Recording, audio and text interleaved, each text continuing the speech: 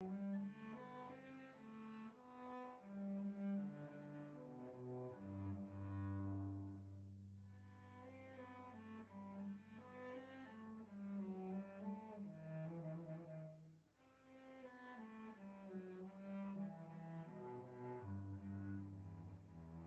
my pleasure as chair of the Department of Psychology to introduce our presenter today, Dr. Rishika Prakash. Dr. Prakash is an associate professor in the Department of Psychology who has been here at OSU since 2009.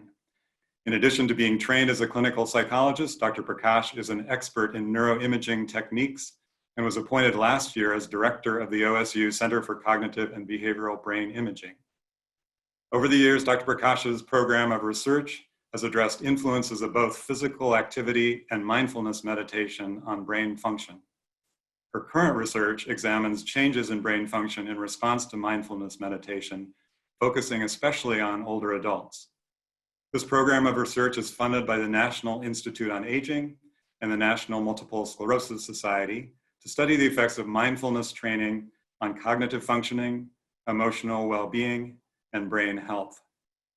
Through this work, Dr. Prakash has established a national and international reputation as a scholar in the area of mindfulness meditation, publishing widely in top-tier journals in psychology and in neuroscience. Of equal relevance for her webinar today, Dr. Prakash is also licensed to practice psychology, and she supervises doctoral trainees in her mindfulness clinic, which is housed in our Department of Psychology building.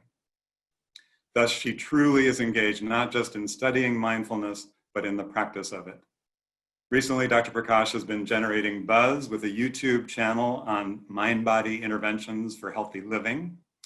And not surprisingly, she regularly receives invitations from both national and international groups to make presentations on the topic of mindfulness meditation. As you can see, we're very fortunate to have Dr. Prakash on our faculty, and we're delighted that she agreed to present her work today. During this extremely stressful time in our world, as we cope with COVID-19, systemic racism, and the resulting social isolation and social alienation, we need the work of Dr. Prakash more than ever. So here's a hearty welcome to Rishika Prakash.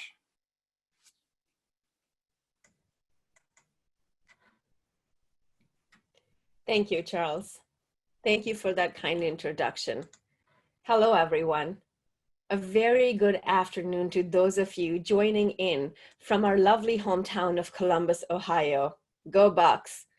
And I know that several of you are joining in from various other time zones as well. So for those of you who are just starting your day, a very good morning. I'm truly humbled that all of you, all 295 of you, took the time out of your day, which lately has gotten more busier, to come join me in this live webinar. Now, mindfulness is all about self-care. And in fact, some call it a love affair that you have with yourself, where you're working on cultivating skills to develop a more enhanced relationship with yourself. So thank you, and great job in taking the time for doing this. My name is Rishika Prakash, and I'm an associate professor of psychology at Ohio State University. I have been practicing and doing research on the topic of mindfulness meditation for the better part of a decade now. As Charles just mentioned, I've written several research papers on this topic, given scientific and community outreach presentations, and direct the mindfulness clinic at OSU. During the course of this past decade, I have been recording and developing a number of mindfulness resources, which we intended to publicly release after our studies were over.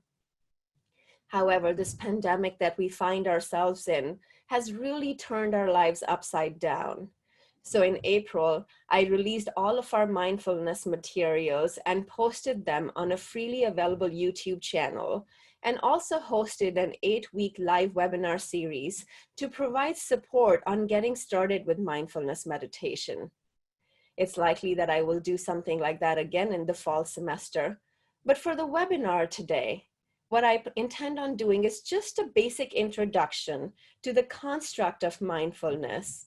I'll lead you through a practice, as so much of this work is about experiencing it, and of course, take any questions that you may have on this. So just a few housekeeping things before we get started. You see on your panel here, you have a chat button and a Q&A button. Now, there will be a few times during this webinar where I may ask you to share your experience with me and what you're feeling. And you can just use that chat button and just type in a brief phrase or two about what your experience was.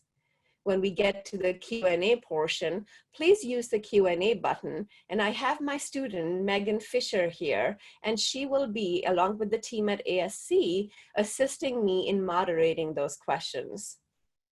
As we have quite a few people in attendance today, we may not be able to get to all of the questions, but I'll try my best to address the questions that you may have. And finally, one thing that I should notice is that in my 2 months of doing these webinars, I have realized that webinars present the perfect platform for practicing mindfulness. I've had all sorts of technology glitches happen. My computer has shut down. One time I had 400 people and the computer just completely shut down. I lost internet once, and the same has happened for many of my attendees as well. Now, if it happens to either me or any of you, just use those few moments to attend to what is showing up for you. The worry, the restlessness, the agitation, all of our experiences really providing an opportunity for us to learn about ourselves. I am still hoping that none of this will happen today, but in case if it does, just take a mindful breath. So let's get started. So we have an hour together, and perhaps the invitation right now is to not even expand our focus out that long. Here, we're learning about just being right here, right now in this moment, because this moment is really all we have. What is past, and the moment that lies ahead of us, lies ahead of us. So this moment really gives us an opportunity to discover and learn and develop this enhanced relationship with ourselves. Now, this work is about a lot of things, and if you take my 8-week course, I say it's about X, Y, and Z. But one of the things is self-awareness and personal insight, learning skills to help better support us in each moment of our lives and to help support us through all these various ups and downs that life delivers moment to moment, especially right now. So here's what we're gonna do. We're gonna start with a little exploration. So I invite you, if you would, to just close your eyes. Take a nice deep inhalation. Roll your shoulders up, up, up, feeling the stretch, and exhale. Let's repeat this one more time. Nice long inhalation, noticing the stretch, exhaling, and releasing. And just settling in a little bit more. Now what we're gonna do is explore what it means to pay attention to our experience in this very moment.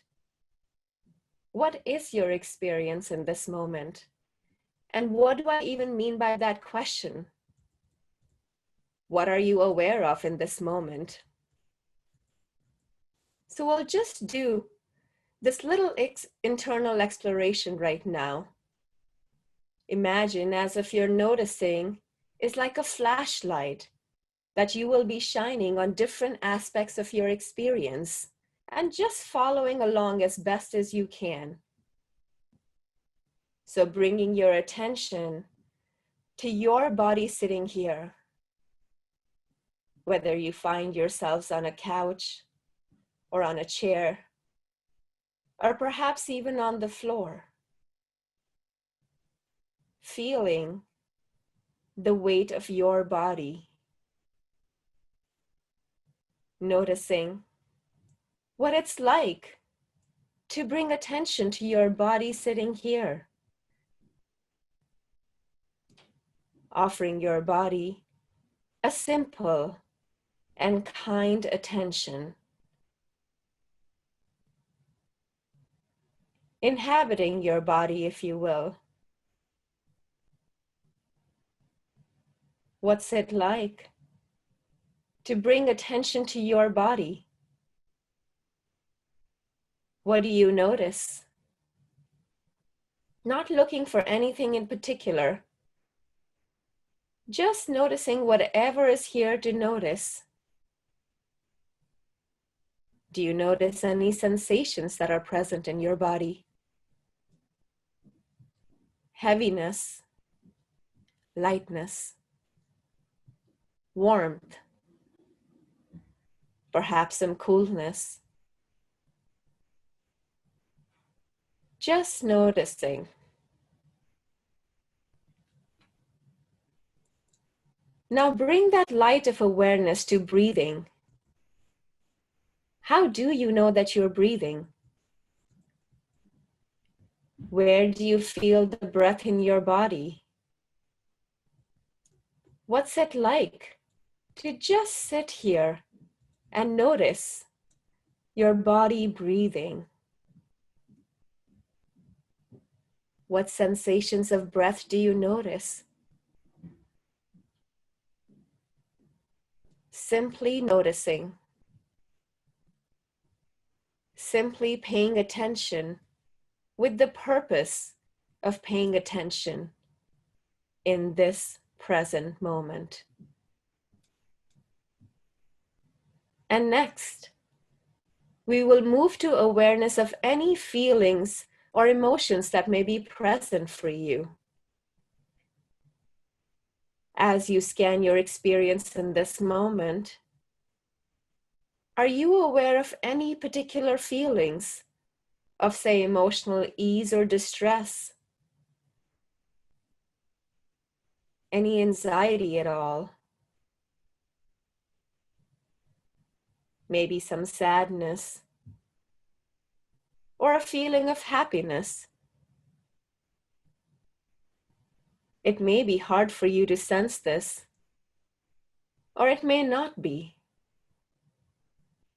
Just noticing with a kind and compassionate attention if you're aware of any feelings or emotions that are present with you currently. What's it like to take time to notice how you are feeling?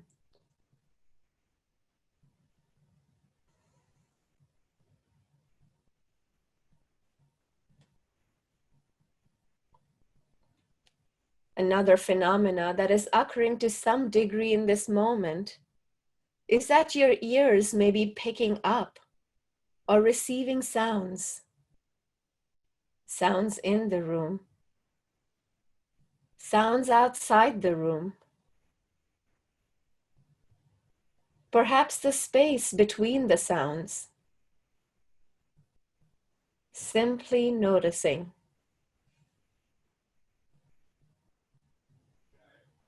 What's it like to pay attention to sounds,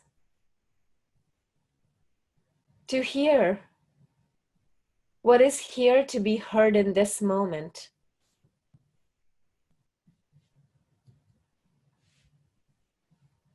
And lastly, let's bring our attention to our thoughts, to our thinking mind, always telling a story. As you observe your mind, what do you notice? Streams of thinking, thoughts coming and going, thoughts about what you may be doing after this webinar is over, or maybe thoughts about what happened earlier in the day. Just notice. And if you see yourselves getting caught up in your thoughts and thinking, notice that as well. And just like you pick up a puppy in training with gentleness and kindness, pick up your attention and come back to this moment. Breathing here.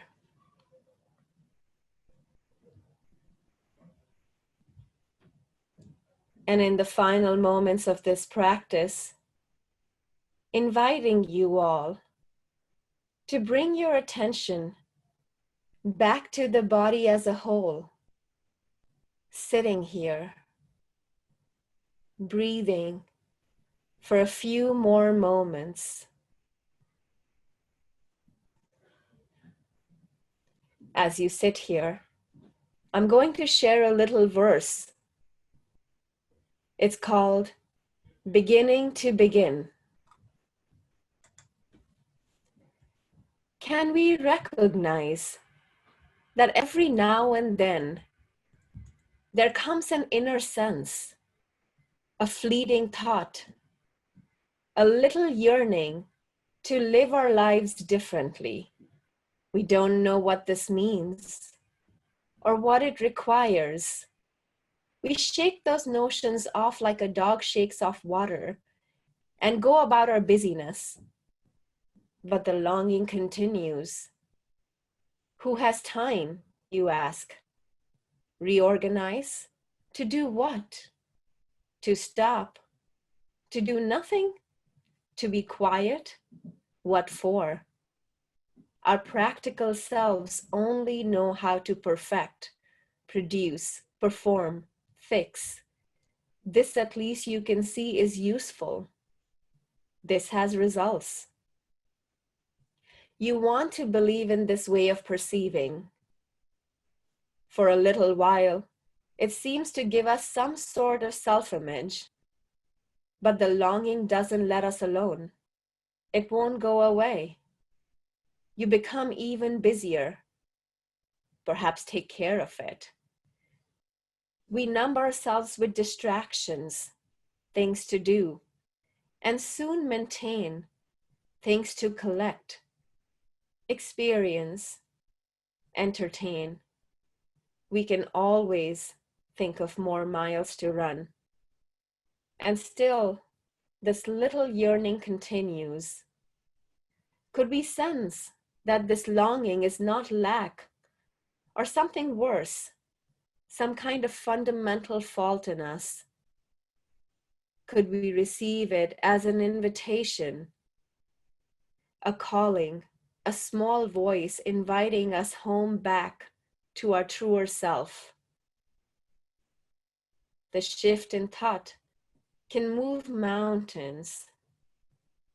It can let us begin to begin.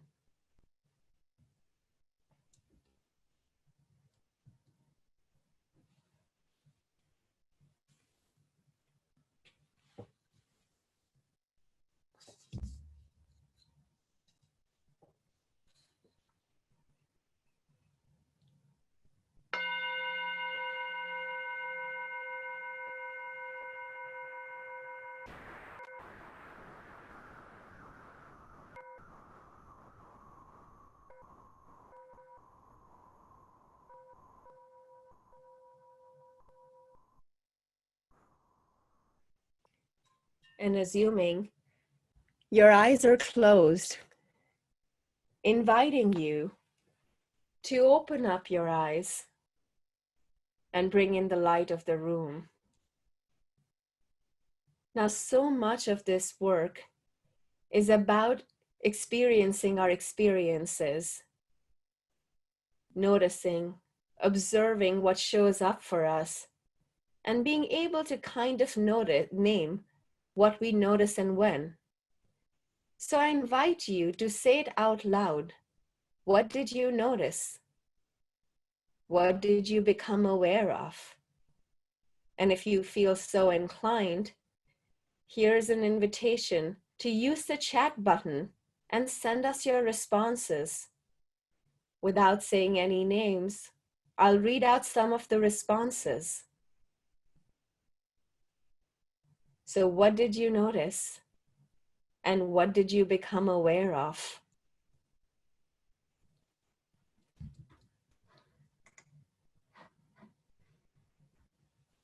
Someone noticed peacefulness.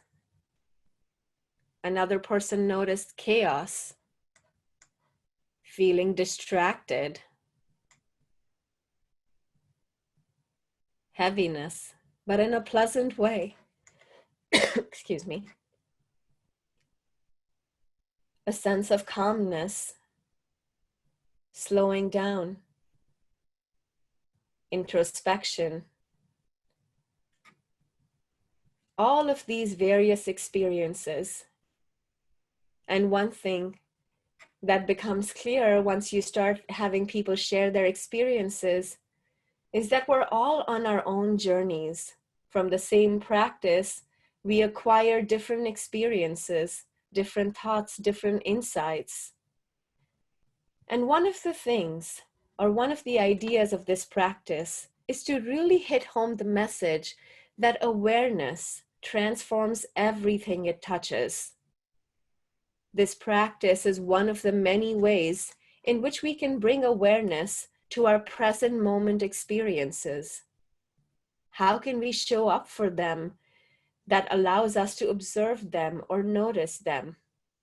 Here we're working on not getting sucked in by them or being pulled away by them. There's a big difference between just noticing and reacting to what is noticed. You know, another thing that many of you talked about was distraction and just noticing the various thoughts that you have. And so the invitation here is to also see what got in the way of your noticing and observing. Were there thoughts that pulled you away? So many thoughts happen in our mind in any given moment.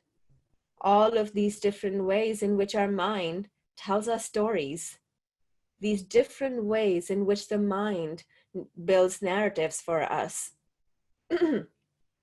Perhaps some of you also notice any impatience or judgment that arose.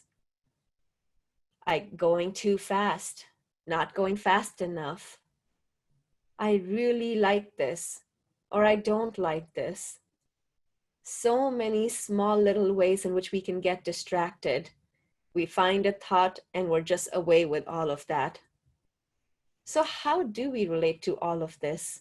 All of that is coming up within us and around us.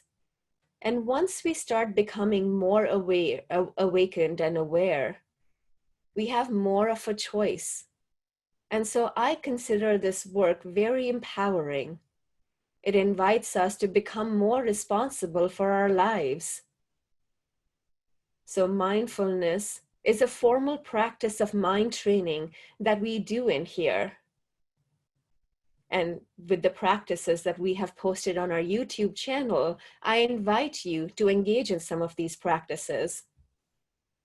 It is important to realize that mindfulness meditation is a formal practice where we're learning to train and focus our attention and to recognize where our attention is and to bring it back.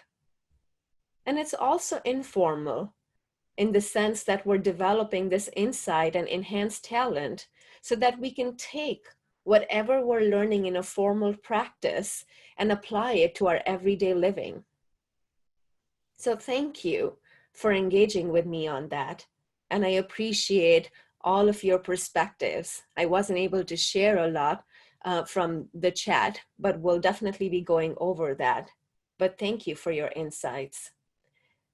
Now, I know I received several questions before the webinar started, and what I did was I've prepared a brief PowerPoint presentation that just allows me to define this construct of mindfulness.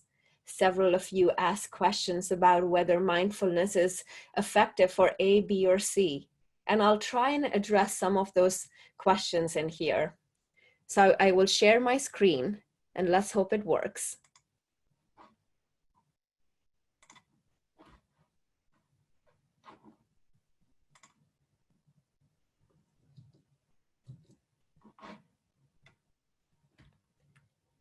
I hope you're all able to see the screen.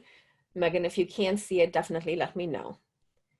So let's just talk about how do we define mindfulness? There are lots of different definitions of mindfulness, but before I get into the definition of mindfulness, we often teach mindfulness using this program called the Mindfulness-Based Stress Reduction Program. It's an effective and evidence-based program that was developed by Jon Kabat-Zinn, who is a faculty member at University of Massachusetts in 1978. Now, MBSR has been offered all over the world. Elements of that have been offered in hospitals, clinics, schools, senior citizen centers, corporations. There's been a ton of research on this topic. Lots of books have been written about it. And of course, media coverings are abound. Now, as I mentioned, it's an 8-week program that is offered once a week for about 2.5 hours each. So it's a significant amount of time commitment, but I consider it almost as a lifestyle change. And I always use the analogy because of the work that I have done to an exercise training program. If we really wanted to engage in mind training, we have to constantly work at it. So the 8-week program is based on the process and practice of mindfulness. It's a mind-body meditative practice that can quiet the mind, enhance focus, release physical and emotional distress, and increase insight and well-being. Now, here's the definition of mindfulness from Jon Kabat-Zinn.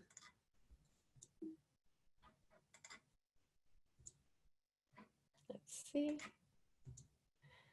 Mindfulness involves paying attention on purpose, without judgment, in the present moment, and with a kind and compassionate awareness.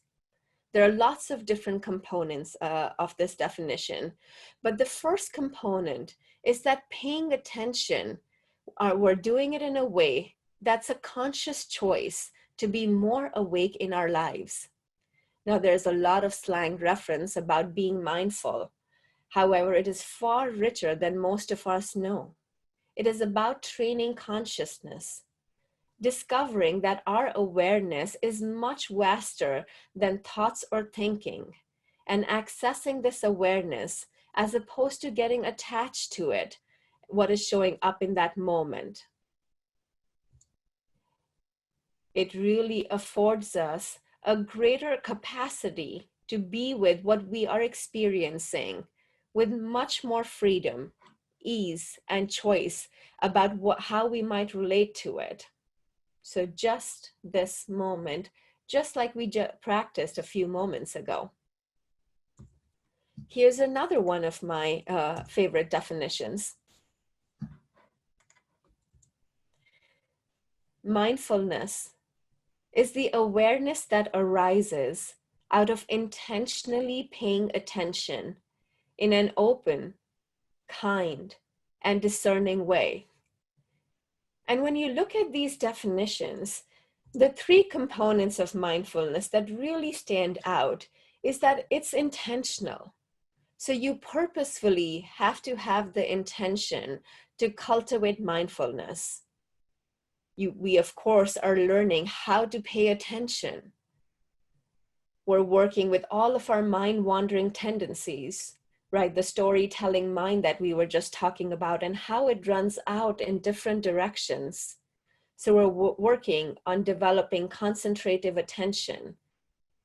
But I do a lot of work with individuals who suffer from extreme depression and anxiety.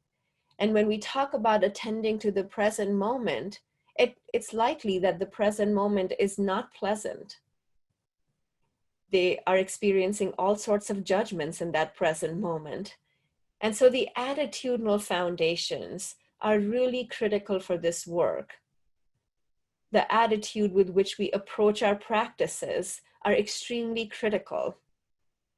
And consciously cultivating these certain attitudes can be quite helpful in getting the most out of meditation. In fact, these attitudinal foundations, I consider them the soil in which we grow our mindfulness practices. And without these attitudinal foundations and constantly invoking these attitudinal foundations, we may find the practice of mindfulness all just too overwhelming or not supportive. So what are these mindfulness attitudes? So 7 attitudinal foundations or factors constitute the pillars of mindfulness.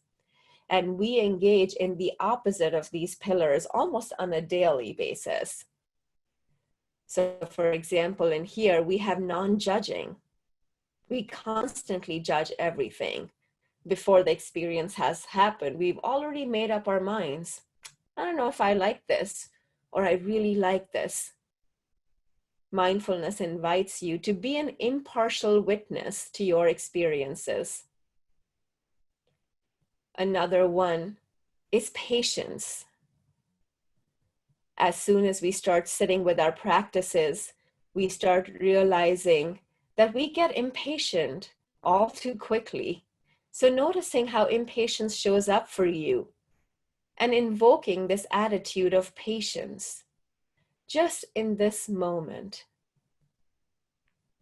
Another one, which is my favorite, one of my critical ones, is beginner's mind. You know, this is related to non-judging, and it's this idea that we approach our experiences with just this attitude of been there, done that. And it's this idea that can we invite this perspective of freshness or newness to our experiences? You know, often when you see kids or children at play, we notice what beginner's mind really looks like. You know, when the first snow comes of the season, I see my kids really enjoying and taking in that first snowfall. And what I notice is, oh goodness, I have to get the winter jackets out. And the roads are going to be bad. And things are going to be, you know, it's going to be hard driving conditions. But every moment an opportunity to just let go of our past experiences and just attend to with freshness to whatever is showing up for us. Trust. That's a big one for us. And often we all realize that when we start with these practices, how much do we not trust ourselves and trust our experiences? And especially in this work, when we engage in mindful movement, we invite our participants to really trust their bodies. The goal with mindful movements in this work is not to get the best pose or to get the deepest stretch. It's the invitation to just be in our bodies and notice the sensations that show up for us. Non-striving. If any of you are joining in from OSU, you can realize how hard that is, right? We're constantly striving. We're constantly trying to do the next thing. And non-striving doesn't mean that it's passive, that you can't be ambitious. It's this idea that we're constantly just looking to the next goal. And even when we achieve that next goal, we're not enjoying that moment. We're not in that moment. So just inviting you to see how non-striving could show up for you. The next one on the list, acceptance, acknowledgement. Acceptance of what's going on with us. Just being with what shows up for us. I've done a lot of work with people with chronic pain. And it's this idea that when a number of participants start with that work, there's so much resistance, so much denying our experiences. I don't want to be experiencing the pain. I don't want to see what that is. And acceptance is actually a very empowering work, showing up for whatever you are experiencing in this moment. And then a tough one, letting go, letting be. We hold on to our experiences so tightly, whether it's positive or negative, whether we like someone or we hold grudges against that. And we go about lives closing our fists and walking around with a lot of resistance. The idea is, can we just begin to even loosen that fist, even if we're not ready to yet open up our palms, but just loosen the grip. But of course, it's much easier said than done, and it takes years of practice to get there. The next two that have been more recently added to these pillars are generosity, kindness with yourself and with others. One of the questions that someone had asked, can we use mindfulness for world peace? And I definitely think that we can. So much of mindfulness is about intrapersonal awareness. And once we start cultivating intrapersonal awareness, we can extend that to others. Mindfulness and our own awareness can have a ripple effect on our relationships with others. And we may realize that social activism, political activism, is what we need to be engaging in right now. And then finally, gratitude.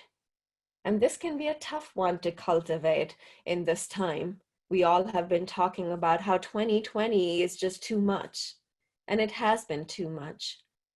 But for all of us, there is something that we can be grateful for. We can be thankful for. It can be something as simple as just stepping out into the front of your house and noticing the sun on your face.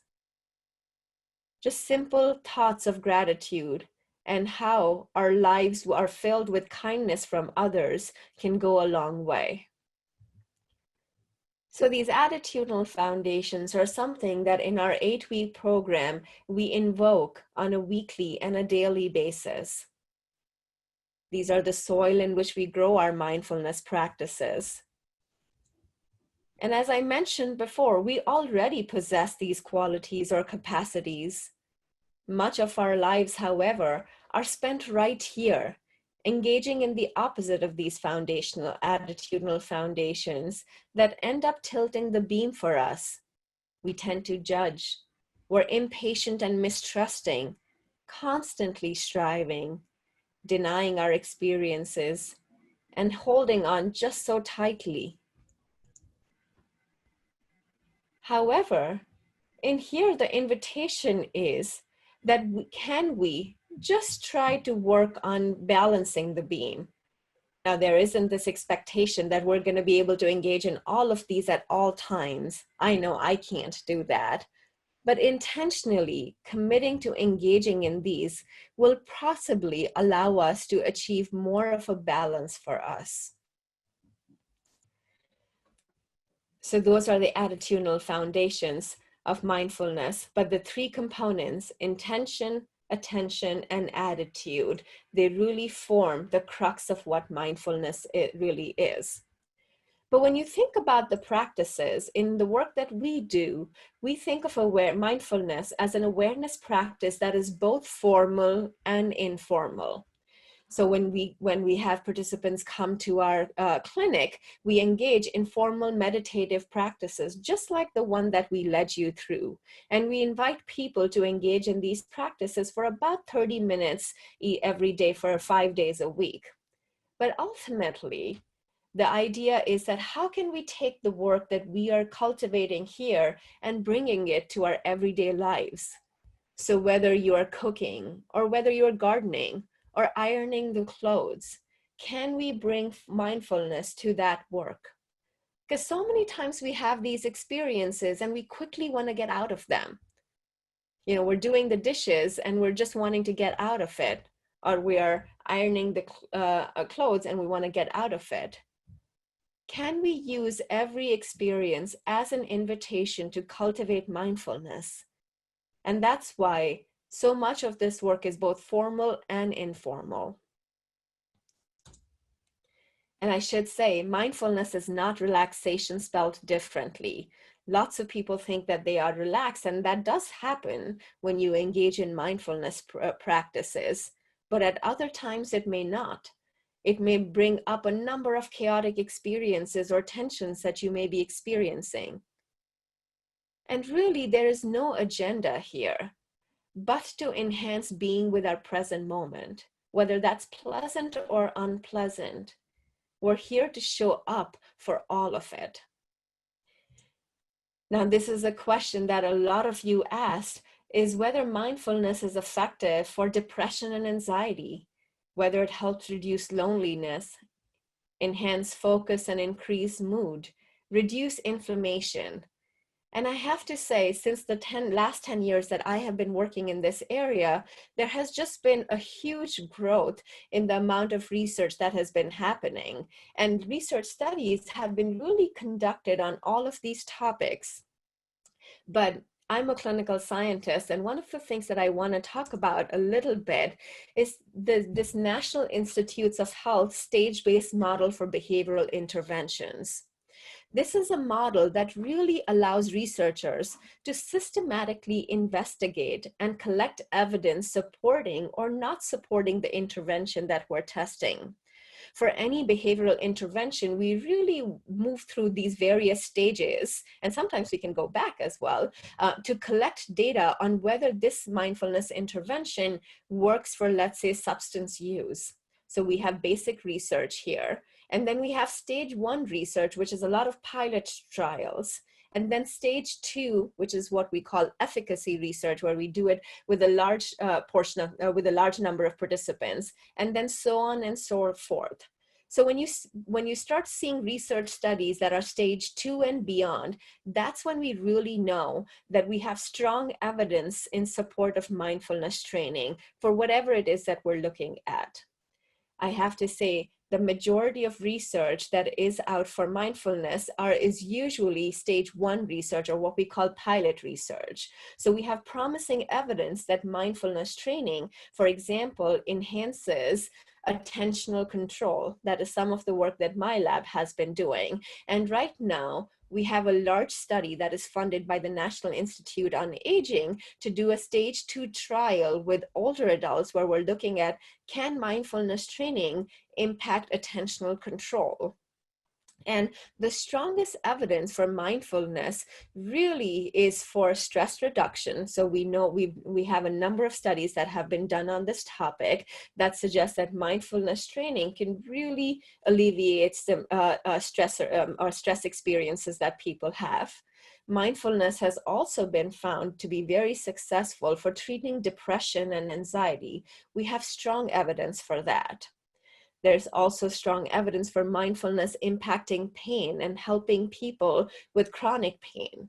In fact, if you track the history of mindfulness meditation, a good portion of that started with, or John Kabat-Zinn's work really started working with people who were suffering from chronic pain.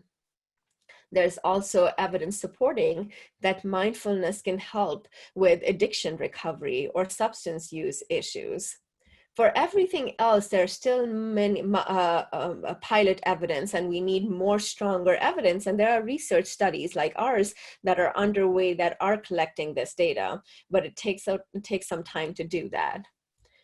So I was going to talk to you a little bit about my research studies, but I think in the interest of time, I'm going to skip that and just say that, you know, the invitation with a lot of this work is to be curious, stay curious, and just engage with this work. This is the link to our YouTube channel, which Megan can also send in the chat button, and it's freely available, and we frequently update it with recent practices. So if you're interested in learning more about these, then that's the channel that you can visit too.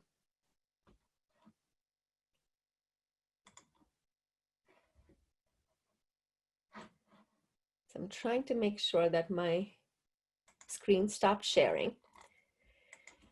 So that is kind of the definition of mindfulness. I led you through an experience and also defined mindfulness to you. And just to say a few more words on how do we structure our mindfulness practices and what do we really try to do with that.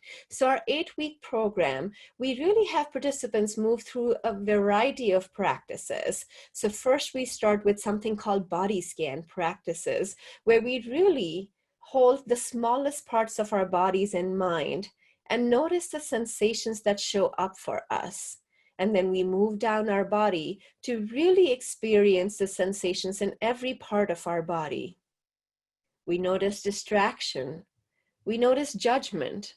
We notice, we're seeing lots of chat happening right now, but we're seeing, we notice judgment, we see distraction, And we work with all of these. Once we move from the body scan practice, we move into the realm of what's called breath awareness practice.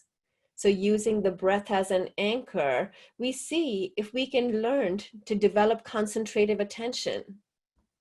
So why do we do these practices, and what are they really designed to do? Now, the different practices serve different purposes. So the body scan that I was just telling you about is an invitation to be aware of the myriad of sensations that occur throughout our body. It's designed to help improve body awareness. So much of our times and so much of our lives are spent right here in our thinking mind. And so the body scan is an invitation to just inhabit your bodies, to tune into what you are sensing in each part in this moment. All of these practices also help develop focus concentration. As I've said a couple of times, we really are learning to train our attention to focus on what it is that we're being invited to focus on, and recognizing that sometimes the real difficulty is with just staying focused, with staying present. And this really isn't a judgment of any kind, it's just reality. So we're training and strengthening that ability to see when we're moving into some distraction, and what can we do to come back. So strengthening the capacity to see, strengthening the capacity to come back. And we approach all of these with an attitude of curiosity, with beginner's mind, and just trusting whatever shows up for you. So for example, if any of you here are experiencing chronic pain, when we notice pain, what do we notice? Do we notice the rawness of that sensation, or do we notice the story around that? How did we get that pain? If you were in an accident, or if something happened, do we over and over again in our minds go over that story? And in mindfulness practice, we really invite people to disengage the sensation from the story behind it, to see if you can let the thoughts be. We're not pushing them away, but just placing them on the side, and notice the sensation for what it is. Now, this is easier said than done, and I have personally experienced that, but this is why we need the formal training. So this is just a brief idea of what kind of practices we do in the 8-week program. And what I'll do now is I'll stop talking and focus on the question and answers that you may have, or the questions that you have, and I will attempt to give the answers. And then if we have a few moments left, I'll end the session with a brief breath awareness practice. So one question that I think I saw over and over come up was how many times do you need to practice, or how long do you need to practice? And going back to the start of the webinar when I said, I think about mindfulness training really as a lifestyle training. And so when we think about exercise training, we don't just go to the gym once a week for 8 weeks and think that we're going to be fit for the rest of our lives. It's something that we constantly engage in. It's something that you're invited to engage in between 20 to 30 minutes every day. And even if you can commit to 15 minutes a day, right? And when we think of 15 minutes, it's not a long time. So all of the practices that we have on our YouTube channel, we have a 30-minute version for those of you who find that they may have the time, the motivation, and the commitment to do that, to engage in a 30-minute practice. But for others, we also have a 15-minute practice. You find yourself in a doctor's office getting anxious or noticing worry. Just put in your ear pods or earphones and play a 15-minute practice, really inviting you to get centered. Another question that showed up in the questions that I had seen before were, are there local resources here in Columbus where people can learn about mindfulness practices? So my clinic offers free MBSR programs, and we're going to be offering one in the fall semester. So be on the lookout for that. But there are also a whole list of resources that we have put together where we share the local resources that are available both at Ohio State, but also outside Ohio State in terms of therapists offering mindfulness-based stress reduction programs. That resources sheet also creates an updated list of books that I highly recommend, or books that I have gained a lot of experiences from.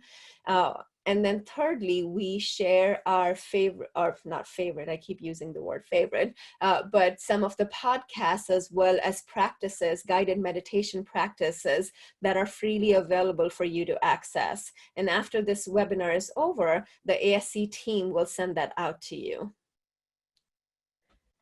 All right, so let's see what other questions can I. So somebody asked if they could get a copy of the PowerPoint presentation. Absolutely, happy to share that. The ASC team already has a copy of this and they can share it for you.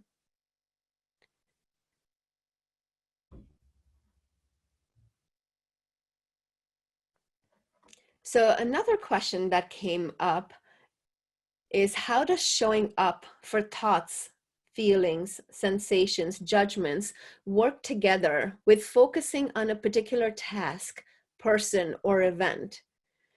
And really this idea is, this is something that we study in our research a lot, is this idea of focusing on task and not being drifted away by mind wandering, right? I hope none of you were engaging in mind wandering as we were doing this webinar, but mind wandering is a natural part of our existence as humans. And in fact, some studies suggest that about 30 to 50% of our waking time is spent in mind wandering.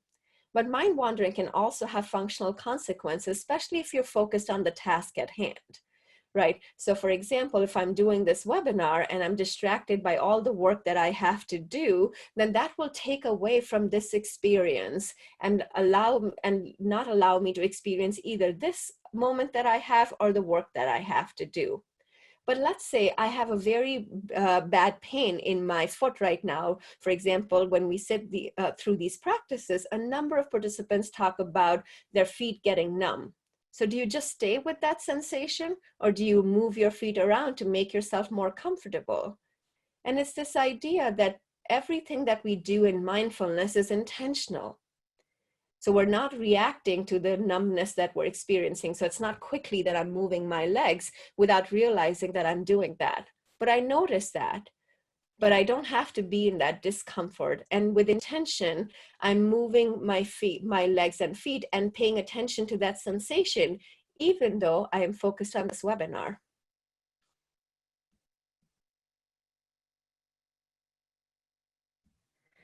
So someone mentioned that they have trouble breathing through their nose and it was distracting when trying to do the exercise. Does it matter if you breathe through the nose or the mouth? I think I would recommend, if it's distracting, then certainly do what works for you. As I was just giving this example, there are certain sensations, there are certain experiences that are quite strong. And if we keep denying them or pushing them away, then they end up being more of a distraction for us. And what we're learning in here is to just skillfully react or respond to it. So if it's distracting to breathe through the nose, just notice that. And without restlessness and without judgment, just come back to focusing on breathing through your mouth. Another question that came up is, what tips do you have for bringing mindfulness at work? You mentioned how it is important to practice it informally. How can we do that? So many answers to that, and I could have a whole webinar just on that. But it's really what works for you, right?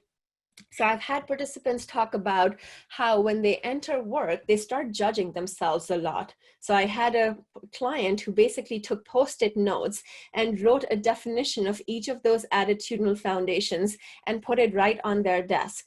So anytime that they were focused on, or they found themselves judging, they paid attention to that. Other times we notice that what is it that's stressful to us about work? Is it an interaction with a colleague? can we bring gratitude to just having the presence of that colleague, even though they may be challenging for us?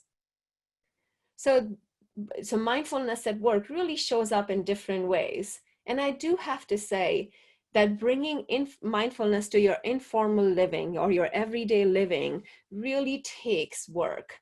We first want to cultivate formal meditative practices, because only when we're fit in the gym can we really try to start then doing things outside. So we want to be working on formal meditative practices and then extending them to our informal domain.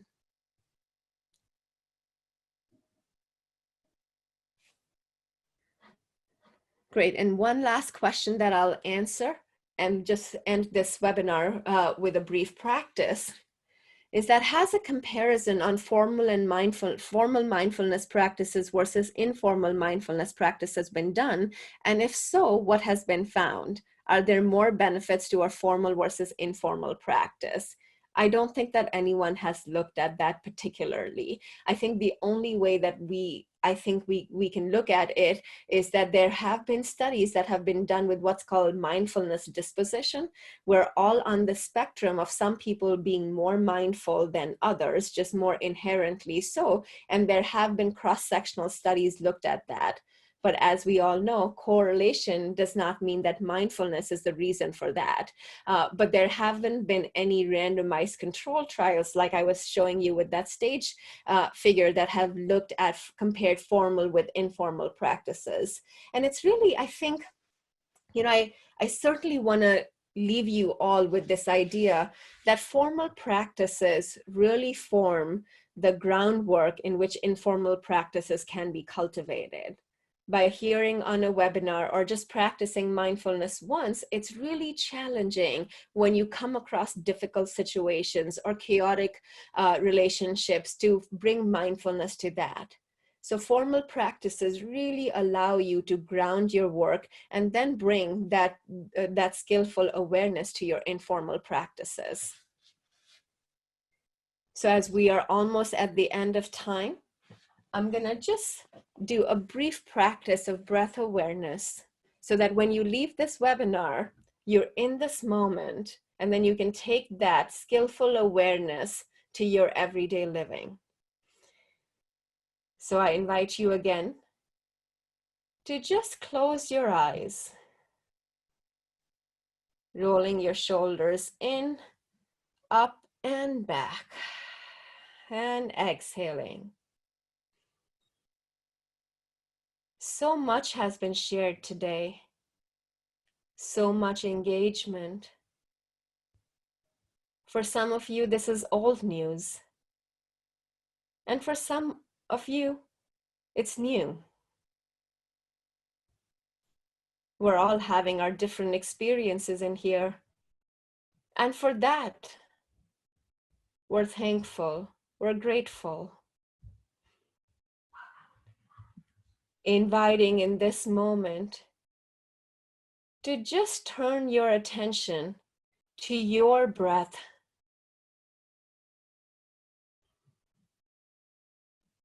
As cliched as this sounds, but life begins with a breath. But how many times are we really showing up for that? So where do you feel yourself breathing? This can be at the nose or the nostrils.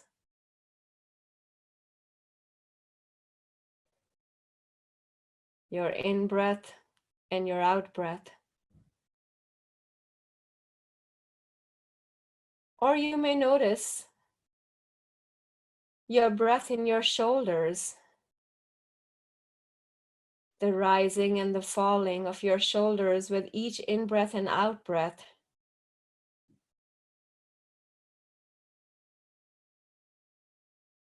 For others, it may be in your belly. Just connecting with your breath in this moment. Breathing however you're breathing.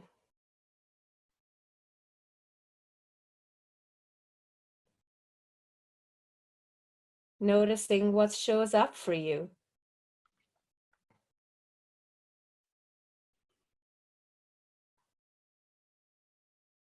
We know mind wandering happens. Thoughts take us away. And whether that's 5 times or 500 times, the invitation in mindfulness is to gently, with acceptance, with non-judgment, pick up your attention and bring it back to your breath and where you have chosen to breathe your breath.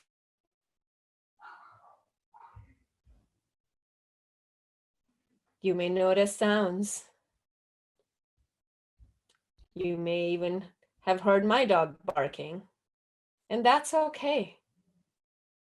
We pick up our attention and come back to our breathing.